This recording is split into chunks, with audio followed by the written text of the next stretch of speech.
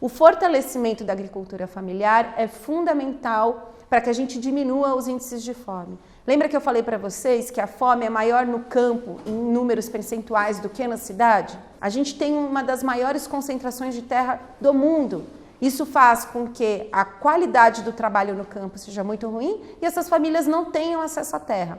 Por isso, o PA, Política de Aquisição de Alimentos, que compra da agricultura familiar e redistribui em programa de alimentação escolar, em hospitais públicos, é muito importante. Imagina o poder de compra do governo.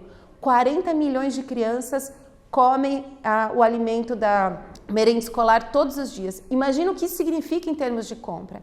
30% dessa compra precisa vir da agricultura familiar. E aí eu faço com que esse pequeno agricultor tenha condições de escoamento e também consiga vender sempre o seu produto e com isso mantenho ele no campo produzindo o alimento. A gente tem um problema sério de idade média do agricultor, que está cada vez crescendo, ninguém mais quer trabalhar no campo, então a gente precisa de políticas que fortaleçam a agricultura familiar e façam com que esse agricultor permaneça no campo produzindo alimento para a gente. Uma dessas medidas, talvez a principal, é a reforma agrária.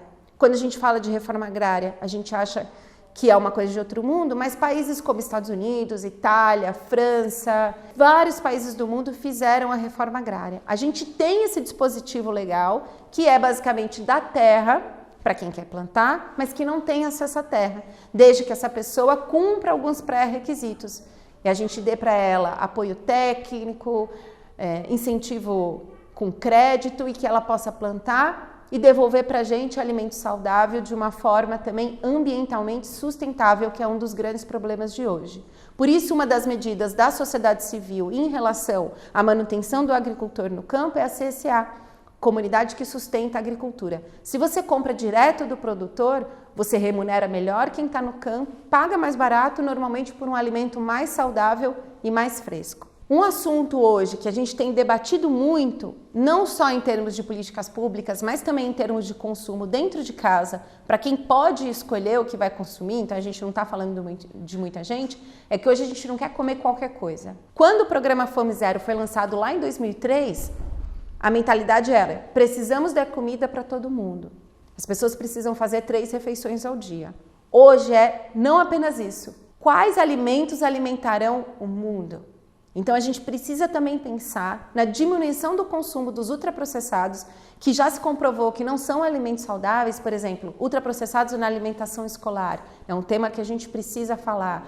Propaganda para crianças em relação a ultraprocessados.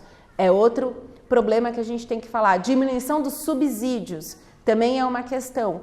Aumento dos subsídios para a agricultura familiar, que produz de forma agroecológica, sem veneno e assim ambientalmente sustentável também. Como a gente inverte essa lógica e diminui também o impacto e a pressão no planeta, que é outro tema que precisa ser debatido quando a gente fala de fome e de sustentabilidade.